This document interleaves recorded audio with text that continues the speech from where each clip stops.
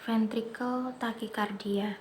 Kematian jantung mendadak itu didefinisikan sebagai kematian tidak terduga yang disebabkan oleh masalah kardiak yang timbul dalam rentang 1 jam dari onset gejala tanpa didahului adanya kondisi yang bersifat fatal.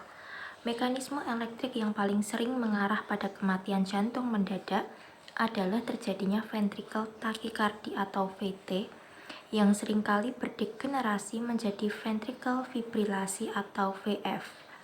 Pada sebagian kecil kasus, kejadian henti jantung diawali dengan episode bradyarrhythmia berat, asystole, ataupun pulseless electrical activity atau PEA. Pasien dengan manifestasi VT atau VF itu mempunyai probabilitas survival yang lebih baik apabila dibandingkan dengan pasien yang mempunyai manifestasi bradyarrhythmia atau asystole. Nah, secara umum, jenis, prognosis, dan tata laksana VT itu tergantung pada keberadaan kelainan jantung struktural yang mendasari, yang mana pada pasien yang tidak mempunyai kelainan jantung struktural itu mempunyai prognosis yang lebih baik dengan resiko kematian jantung mendadak yang lebih rendah.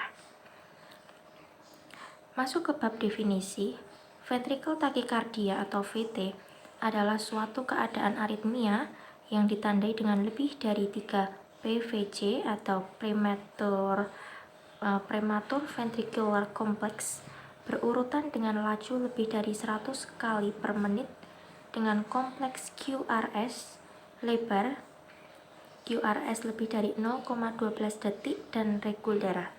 Fokus takikardi itu bisa berasal dari ventricle kiri ataupun kanan atau akibat dari proses re-entry pada salah satu bagian dari bekas cabang atau bundle branch Henry VT. Nah, VT itu bisa diklasifikasikan berdasarkan yang A itu bentuk kompleks QRS, yakni meliputi yang pertama itu VT monomorfik ya.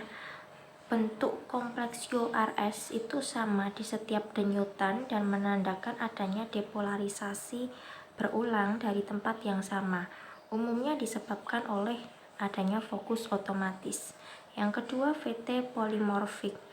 Bentuk kompleks QRS itu mempunyai beberapa variasi ya dan menunjukkan adanya urutan depolarisasi yang berubah di beberapa tempat. Biasanya berkaitan dengan jaringan parut atau scar tissues pasca infak miokard atau ischemic VT, akan tetapi bisa pula terjadi pada gangguan ion channel genetik atau long QT syndrome LQTS, sindroma Brugada, dan catecholaaminergic polymorphic VT. Kemudian yang B, etiologi, yakni yang pertama VT idiopatik. Nah, adalah VT yang timbul pada keadaan tanpa kelainan jantung struktural, kondisi genetik, atau kelainan metabolik atau elektrolit. Nah, umumnya fokus berasal dari beberapa lokasi spesifik yang mudah terdeteksi dengan EKG. Itu yang ya A ya. Right ventricular outflow tract atau RVOT-VT adalah 70% sampai dengan 80% dari VT idiopatik yang umum terjadi pada perempuan usia muda. RVOT-VT dicetuskan oleh ketegangan, stres, emosional, dan aktivitas fisik. Gambaran EKG itu memperlihatkan takikardi dengan kompleks QRS lebar, morfologi LBBB pada V1 dengan aksis inferior atau normal. Kemudian yang B, left ventricular outflow tract atau LVOT-VT dengan estimasi sebesar 20% sampai dengan 30% kasus. Secara umum LVOT-VT memberikan gambaran RBBB dengan aksis inferior dan early precordial air wave transition pada V2 atau V3 karena lokasinya terletak lebih posterior dibanding RVOT. Kemudian yang C, Idiopathic left ventricular tachycardia atau ILVT adalah bentuk takikardia vasikular karena adanya proses re-entry pada vasikulus anterior dan posterior. Pada gambaran EKG didapatkan suatu takikardi dengan morfologi kompleks QRS berbentuk RBBB dengan aksis superior. Kompleks QRS itu tidak begitu lebar karena fokus takikardi dekat dengan septum yang adalah lokasi jaringan konduksi normal. Kemudian yang D, Catecholaminergic Polymorphic VT CPVT. Ya, kelainan bawaan dengan abnormalitas metabolisme kalium yang menyebabkan exercise induced polymorphic VT yang disebabkan variasi pada kardiak ryanodine reseptor atau calsequestrin. Kemudian yang kedua, VT pada kardiomiopati atau non-iskemik. Non-sustained VT itu terjadi pada hampir 25% kasus kardiomiopati, baik dilatatif ataupun hipertrofi. Prevalensinya meningkat secara paralel dengan usia dan ketebalan dinding ventrikel kiri. Kemudian yang ketiga, VT iskemik. Yang A, bundle branch reentrant VT itu terjadi pada 40% pasien kardiomiopati dilatasi. Kemudian yang B, arrhythmogenic right ventricular cardiomyopathy atau ARVC, kelainan bawaan yang diasosiasikan dengan fibropathy replacement pada ventrikel kanan sehingga menyebabkan gangguan struktur dan fungsi ventrikel kanan yang lebih sering terjadi pada laki-laki di usia muda. Kemudian C, presentasi klinis atau efek hemodinamik, yakni yang pertama, VT itu stabil. VT stabil adalah VT yang belum menimbulkan gangguan hemodinamik. Kemudian yang kedua, VT tidak stabil adalah VT yang berpotensi atau mempunyai potensi atau sudah menimbulkan gangguan hemodinamik seperti hipotensi atau syok, edema paru akut, angina, ataupun gangguan kesadaran. Kemudian yang D, durasi, yakni yang pertama sustained VT, apabila episode muncul lebih dari 30 detik atau membutuhkan intervensi untuk terminasi atau menyebabkan gangguan hemodinamik. Yang kedua, non-sustained VT apabila episode muncul kurang dari 30 detik dan menghilang dengan spontan tanpa gangguan hemodinamik yang substansial. Epidemiologi, ya, masuk ke bab epidemiologi. Penyebab paling umum terjadinya VT adalah penyakit jantung koroner atau PJK, yang mana VT atau VF adalah kelainan pertama yang paling sering terjadi akibat sindrom koroner akut dan merupakan penyebab 50% kasus kematian mendadak yang biasanya terjadi dalam rentang 1 jam setelah onset. PJK itu akan menimbulkan scar tissue yang jika disertai dengan peningkatan aktivitas sirkuit reentrant itu bisa memicu terjadinya VT. VT dengan jenis yang lebih bening itu juga bisa terjadi pada pasien yang tidak mempunyai penyakit jantung struktural. Berbagai faktor predisposisi yang berkontribusi terhadap tingginya insiden VT antara lain adalah adanya iskemia jaringan, hipoksemia, pengaruh sistem otonom, misalnya aktivitas parasimpatis yang akan mengurangi denyut jantung, gangguan metabolisme, misalnya asidosis laktat, kelainan hemodinamik, misalnya penurunan perfusi koroner, obat-obatan, misalnya digitalis, ketidakseimbangan elektrolit, misalnya hipokalemia yang menyertai diuresis berlebihan, dan perfusi ulang mendadak sebagai akibat pemberian obat trombolitik pada kondisi infak miokard akut. Masuk ke bab patofisiologi. Secara umum, mekanisme yang menyebabkan terjadinya aritmia adalah gangguan pembentukan impuls dan gangguan konduksi impuls atau gabungan dari keduanya. Ada dua macam gangguan pembentukan impuls, yakni automaticity dan triggered activity. Sedangkan mekanisme re-entry adalah bentuk gangguan konduksi impuls. Penyebab VT yang tersering atau paling sering adalah mekanisme re-entry yang disebabkan oleh proses kronis seperti jaringan parut miokardium atau scarred myocardium dan kardiomiopati. Keberadaan jaringan miokard sehat dan sakit yang berdekatan adalah keadaan yang ideal untuk memicu terjadinya re-entrant. Sementara mekanisme triggered activity itu lebih sering terjadi pada pasien non-iskemik atau dengan struktur jantung normal. Pada mekanisme re-entry, terjadi gelombang depolarisasi yang berjalan melingkar yang bertindak sebagai generator yang secara terus-menerus mencetuskan impuls. Pada scar tissue, konduksi berjalan lebih lambat dibandingkan dengan konduksi pada sisa miokard sehat di ventricle. Ketika stimulus itu mencapai area yang dikelilingi oleh scar tissue, stimulus tersebut akan berjalan dengan perlambatan sehingga wavefront itu akan mencapai miokard yang terepolarisasi penuh melalui bagian distal terminal dari bundle yang memungkinkan terjadinya re-entrant circuit. Ada dua subclass pada mekanisme triggered activity, yakni early dan delayed depolarization atau EAD dan DAD. Yang ditandai oleh suatu voltase kecil yang timbul sesudah sebuah potensial aksi. Triggered activity bukan merupakan suatu self-generating ritme, tetapi timbul sebagai sebuah respon terhadap suatu triggered impulse.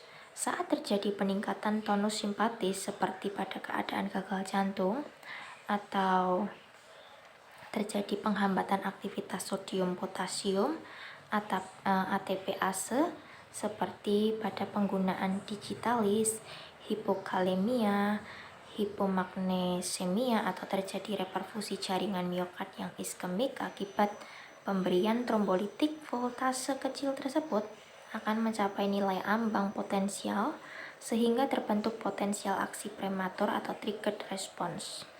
Triggered response pertama itu bisa mencetuskan triggered response kedua, ketiga, dan seterusnya sampai terjadi irama takikardi. EAD menginterupsi atau memperlambat repolarisasi pada fase 2 atau 3 atau keduanya, sementara DAD itu timbul sesudah fase repolarisasi. Masuk ke bab pemeriksaan klinis. Seringkali VT itu bisa mendahului kolaps hemodinamik yang signifikan, sehingga penegakan diagnosis VT itu sebaiknya dilakukan dengan efektif dan efisien. Palpitasi, presinkop, dan sinkop adalah 3 gejala utama yang mengarah pada keadaan VT. Palpitasi umumnya terjadi secara tiba-tiba dan bisa atau tidak berkaitan dengan presinkop atau sinkop. Episode kehilangan kesadaran tanpa ada firasat yang terjadi selama beberapa detik itu juga perlu atau butuh dicurigai adanya gangguan konduksi. Yang termasuk faktor risiko terjadinya VT antara lain adalah infak miokard, penyakit jantung struktural atau riwayat kematian mendadak dalam keluarga. Setiap pasien berusia kurang dari 40 tahun dengan riwayat kematian mendadak dalam keluarga itu harus dievaluasi untuk sindrom aritmia genetik termasuk LQTS, sindrom Burguda, displasia, aritmogenik ventrikel kanan, dan kardiomiopati hipertrofik. Kondisi VT tidak stabil itu seringkali disebabkan oleh menurunnya curah jantung yang menyebabkan gangguan akut fungsi organ dan mengancam terjadinya henti jantung. Gejala yang sering ditemukan itu antara lain hipotensi, penurunan kesadaran mendadak, tanda-tanda syok, nyeri dada iskemik, dan gagal jantung akut. Apabila terdapat salah satu dari kondisi tersebut, maka pasien dikategorikan mempunyai VT tidak stabil, dan jika keadaan tersebut tidak ditemukan, maka dikategorikan sebagai VT stabil.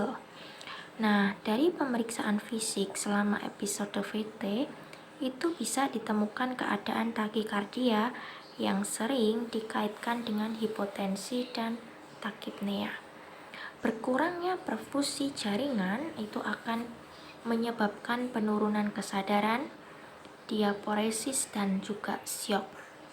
Intensitas dari suara jantung pertama juga memiliki beberapa variasi sebagai akibat hilangnya sinkronitas AV.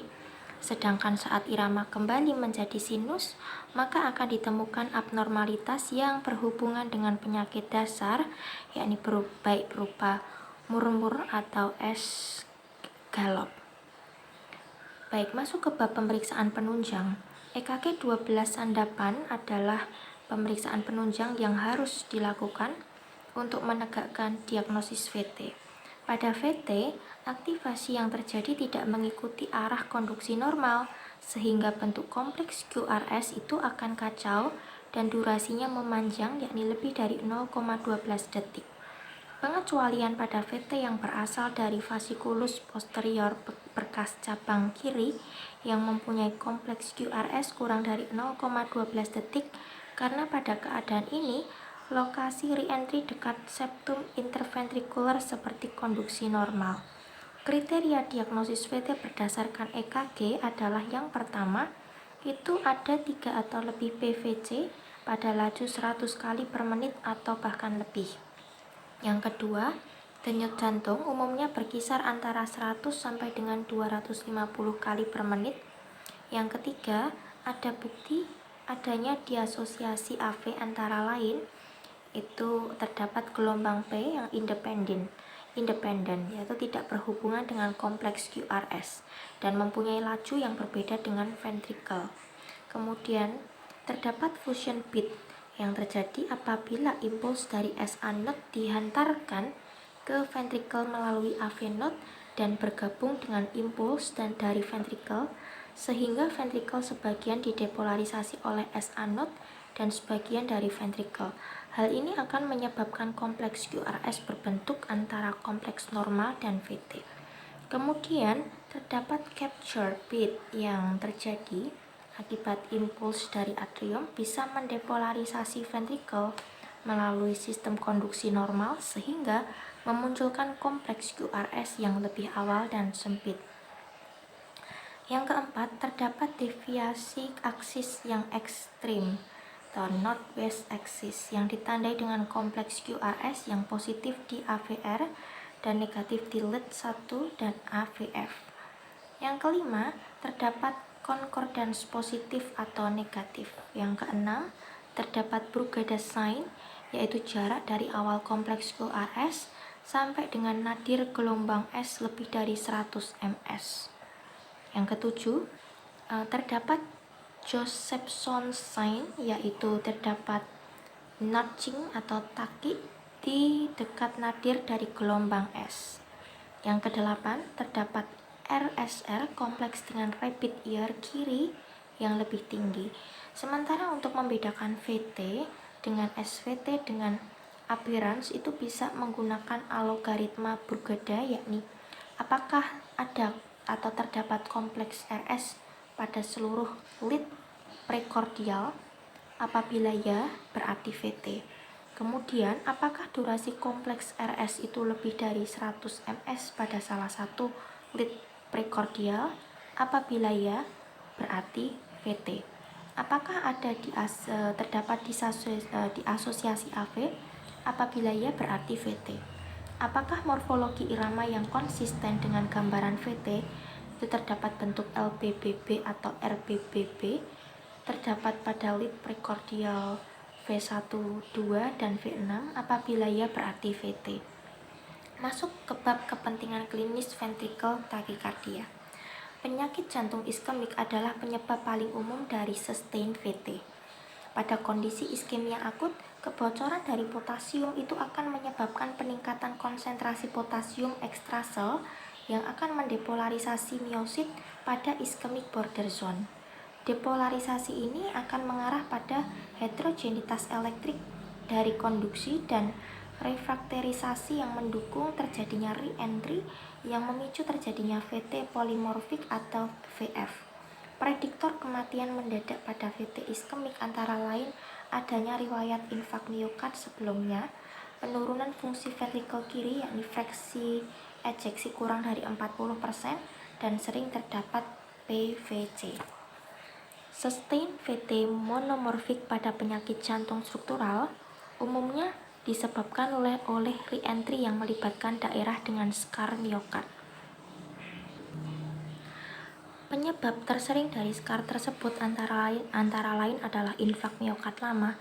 Keberadaan skar yang memicu terjadinya VT itu juga bisa terjadi pada kardiomiopati non-iskemik, kardiomiopati dilatatif idiopatik, kardiomiopati hipertrofik, sarkoidosis, right ventricle dysplasia, dan sesudah prosedur repair dari penyakit jantung bawaan atau penyakit jantung katup. Bundle branch re-entry VT adalah jenis VT monomorfik yang tidak melibatkan skar miokard, tetapi sirkuit re-entrant yang menggunakan sistem konduksi spesial dengan circulating wavefront yang bergerak antegrade di bawah ke arah right bundle branch dan retrograde ke atas ke arah left bundle branch yang akan menyebabkan bentuk left bundle branch block tipikal selama episode VT. Nah, pada sebagian kecil kasus, sirkuit tersebut akan bergerak ke arah berlawanan atau bisa melewati vasikulus kiri anterior dan posterior sehingga menyebabkan gambaran right bundle branch. Sindrom Brugada adalah suatu defek genetik yang menyebabkan fungsi channel sodium yang abnormal. Sinkop dan kematian jantung mendadak adalah akibat dari adanya polimorfik VT yang sering terjadi saat pasien tidur dan bisa dipresipitasi oleh demam serta dieksaserbasi dengan pemberian sodium channel blocking agents atau flecainide. Sindrom Brugada yang lebih sering ditemukan pada laki-laki usia 30 sampai dengan 40 tahun tersebut mempunyai gambaran EKG dengan incomplete RBBB dan elevasi segmen ST pada lead precordial anterior. LQTS adalah suatu penyakit kongenital yang ditandai oleh pemanjangan periode repolarisasi ventrikel atau interval QT dan dengan tachyarrhythmia ventrikel yang bisa bermanifestasi sebagai sinkop, seringkali dipicu oleh stres dan emosi. LQTS akan menyebabkan aritmia ventrikel berat. Masuk ke bab penata laksanaan.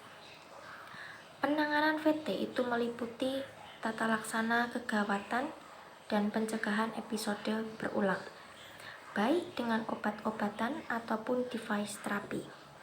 Evaluasi awal dan tata laksana umum, ya. Upaya pertama dalam menghadapi pasien dengan takikardia itu adalah menentukan apakah manifestasi klinis yang terlihat adalah akibat dari takikardia atau sekunder dari kelainan lain yang mendasari. Salah satu poin pertimbangan adalah denyut jantung kurang dari 150 kali per menit kecil kemungkinan menyebabkan gejala instabilitas, kecuali disertai dengan gangguan fungsi ventrikel. Evaluasi awal meliputi evaluasi jalan nafas dan pernapasan. Nah, pastikan potensi jalan nafas itu terjaga dan berikan suplementasi oksigen ataupun bantuan nafas apabila diperlukan. Karena hipoksemia adalah salah satu penyebab umum terjadinya takikardia. Pasang monitor, awasi tekanan darah dan saturasi oksigen, dan pasang akses vena jika memungkinkan. Jika gejala klinis tersebut memang disebabkan oleh kondisi takikardia, tentukan apakah kondisi pasien stabil atau tidak, yang akan menentukan tingkat agresivitas tata laksana selanjutnya. Masuk ke bab keadaan akut. Itu VT stabil dulu ya, VT stabil. Nah, apabila tidak ditemukan tanda atau gejala terkait dengan VT, maka harus dilakukan EKG 12 sandapan dan evaluasi irama, menentukan lebar kompleks QRS dan pilihan pengobatan.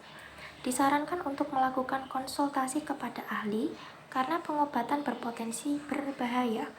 Dalam keadaan hemodinamik stabil, terminasi VT bisa dilakukan dengan pemberian obat-obatan intravena seperti amiodaron, lidocaine, sotalol, dan prokainamid.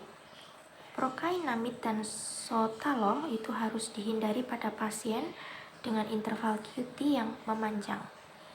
Prokainamid yang diberikan dengan dosis 10 mg per kg/pp mempunyai hasil lebih superior dibandingkan dengan lidocaine dosis 1,5 mg per kg/pp untuk terminasi VT monomorfik stabil. Prokainamid itu bisa diberikan pada kecepatan 20 sampai dengan 50 mg per menit sampai dengan aritmia teratasi dengan dosis pemeliharaan 1 sampai 4 mg per menit. Pemberian sotalol dengan dosis 100 mg IV bolus selama 5 menit itu lebih efektif jika dibandingkan dengan pemberian lidocaine 100 mg IV bolus selama 5 menit pada keadaan VT monomorfik stabil. Nah, meskipun lembar observasi pada obat merekomendasikan pemberian sotalol melalui infus lambat, tetapi kepustakaan mendukung penggunaan dengan infus lebih cepat yakni 1,5 mg per kg/pp selama 5 menit atau kurang. Amiodaron itu bisa diberikan untuk mencegah rekurensi dari VT monomorfik atau mengatasi aritmia ventricular refractor pada pasien PJK atau yang mempunyai fungsi ventrikel buruk. Amiodaron itu diberikan dengan dosis 150 mg IV bolus selama 10 menit yang pemberiannya bisa diulang dengan dosis maksimum 2,2 G per IV dalam waktu 24 jam. Pemberian dosis 300 mg diasosiasikan dengan peningkatan risiko hipotensi, walaupun kurang efektif apabila dibandingkan dengan prokainamid, sotalol, dan amiodaron. Lidocaine itu bisa dipertimbangkan sebagai antiaritmia lini kedua untuk VT monomorfik. Bisa diberikan dengan dosis 1 sampai dengan 1,5 mg per kg/pp IV bolus dengan dosis pemeliharaan 1 sampai 4 mg per menit. Jika terminasi dengan obat-obatan gagal, maka bisa dipertimbangkan kardioversi elektrik yang dimulai dengan dosis rendah. Masuk ke bab VT tidak stabil. Pada keadaan hemodinamik tidak stabil seperti hipotensi, syok, angina, gagal jantung, dan gejala hipoperfusi otak dengan gambaran irama takikardia kompleks QRS Leber harus dianggap sebagai VT dan segera dilakukan kardioversi. Kardioversi dimulai dengan dosis inisial energi kecil, energi kecil dengan besar energi tergantung dari bentuk irama EKG. Pada takikardia QRS Leber teratur, dosis inisial diberikan 100 Joule bifasik atau monofasik. Sedangkan jika kompleks QRS Leber dan tidak teratur atau polimorfik, kardioversi tidak bisa dilakukan. Sehingga jika ditemukan pasien tidak stabil dengan gambaran kompleks QRS Leber polimorfik atau terdapat keraguan apakah irama yang merupakan VT monomorfik atau polimorfik, lakukan syok listrik tidak tersinkronisasi dosis tinggi atau defibrilasi. Masuk ke bab terapi jangka panjang. Terapi jangka panjang pada pasien VT itu mempunyai tujuan untuk mencegah kematian jantung mendadak. Penyekat beta bisa diberikan pada pasien dengan non-sustain VT dan mempunyai gejala. Apabila penyekat beta tidak efektif, maka bisa diberikan sotalol atau amiodaron. Pada pasien dengan riwayat infak miokard dan fraksi ejeksi kurang dari 35%, implantable cardiac device atau ICD dianggap lebih unggul dalam menurunkan angka mortalitas apabila dibandingkan dengan obat-obatan. ICD adalah pilihan pada pasien VT dengan kelainan dasar kardiomiopati, baik iskemik ataupun non-iskemik. Terdapat dua kriteria seleksi kandidat penggunaan ICD, yakni sebagai pencegahan primer pada pasien tanpa riwayat henti jantung atau sustain VT dan sebagai pencegahan sekunder pada pasien yang selama pasca episode henti jantung, episode VT yang mengancam jiwa, atau sinkop dengan kecurigaan VT sebagai penyebab. ICD sebagai prevensi sekunder mampu meningkatkan angka survival dan menurunkan mortalitas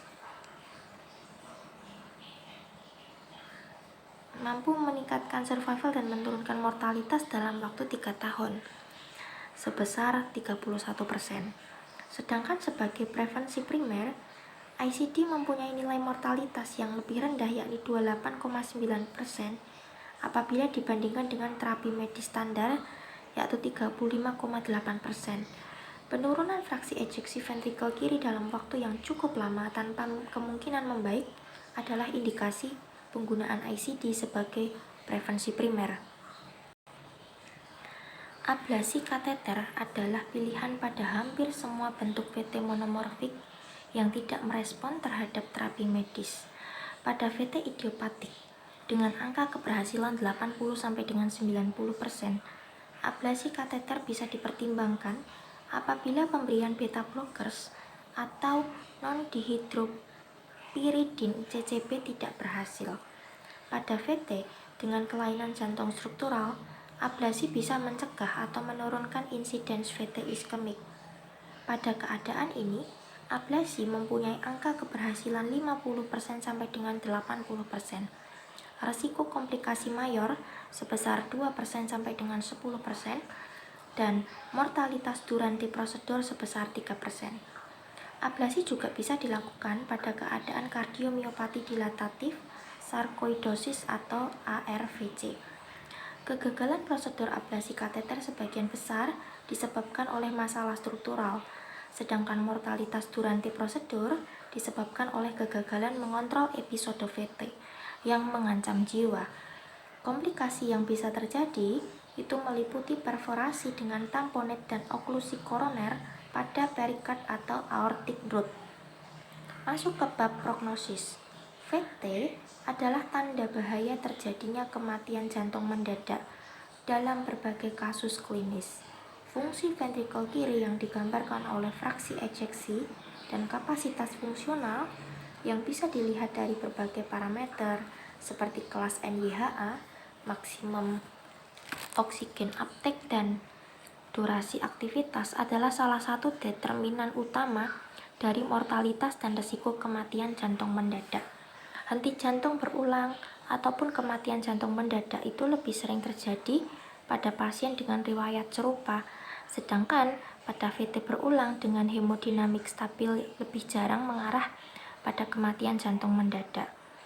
VT idiopatik mempunyai prognosis yang lebih baik apabila dibandingkan dengan VT iskemik atau pada VT kardiomiopati non-iskemik yang berisiko tinggi menyebabkan henti jantung, yang mana keadaan sinkop dan menurunnya fungsi ventrikel kiri itu mempunyai prognosis yang lebih buruk.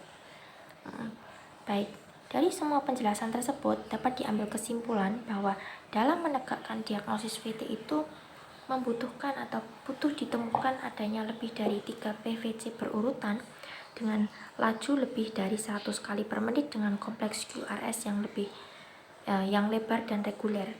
Mekanisme yang sering menyebabkan VT antara lain adalah re-entry pada penyakit jantung iskemik dan kardiomiopati dan triggered activity pada pasien non-iskemik atau pasien tanpa kelainan jantung struktural. Adanya kelainan jantung struktural ataupun penyakit jantung iskemik itu akan mempengaruhi patofisiologi, penata laksanaan, dan prognosis dari episode VT yang terjadi, yang mana pada kasus tanpa kelainan jantung struktural atau VT idiopatik mempunyai prognosis yang secara umum lebih baik. Sesudah penanganan kegawatan dari VT sesuai dengan guideline ACLS, perlu dilakukan pencegahan episode berulang, baik dengan obat-obatan ataupun device terapi, yang mana ICD adalah pilihan pada VT dengan kelainan dasar kardiomiopati dan ablasi kateter adalah pilihan pada semua VT monomorfik yang tidak merespon terhadap terapi medis atau dengan kelainan dasar penyakit jantung struktural.